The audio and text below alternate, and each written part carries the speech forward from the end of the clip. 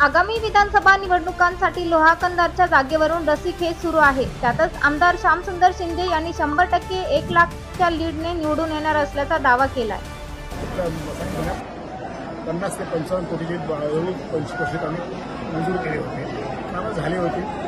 उद्घाटन कार्यक्रम हल्ल्यासाहेबचे आम्ही करू, असा शुद्ध असला पाहिजे, चांगला पाहिजे, क्वालिटीचं वगैरे झालं पाहिजे, नवीन असता रस्त्यावर आम्ही प्रत्येक गोष्टी क्वालिटीची झाली पाहिजे असं आम्ही लक्ष देतो। असा संपूर्ण माझ्या मतदारसंघात विकास करायचा आहे। आत्ता तुम्हाला सांगितलं की 107 कोटीचं लिफ्टेशन मंजूर झालं आहे।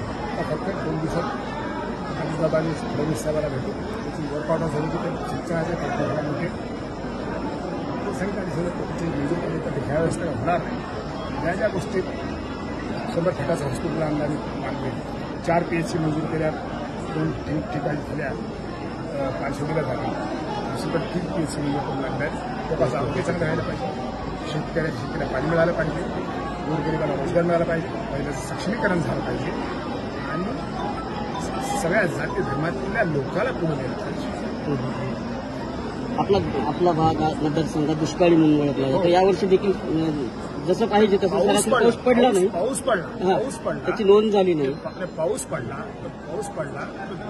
पिकं पण चांगली, आणेवारी पण बघा।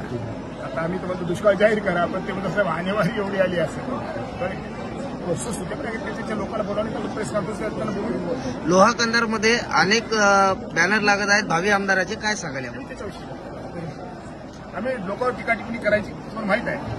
हौसे 900 बाजारा जत्रेत येतात, त्यांच्याविषयी काय बोलतात, माझी जीभ खराब करायची नाही, लोक ठरवतील। आपण असा विश्वास भाषणामध्ये केलाय की मी 1 लाखाच्या लीडने निवडून येणार। 100%।